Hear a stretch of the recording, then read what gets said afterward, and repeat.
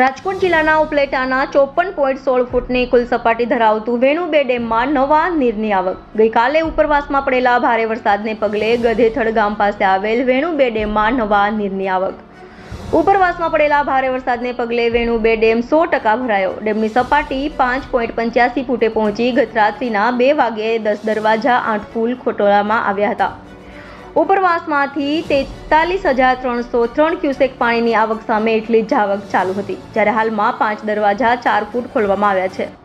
હાલમાં ઉપરવાસમાંથી 12,607 ક્યુસેક પાણીની આવક સામે એટલી જ આવક ચાલુ છે.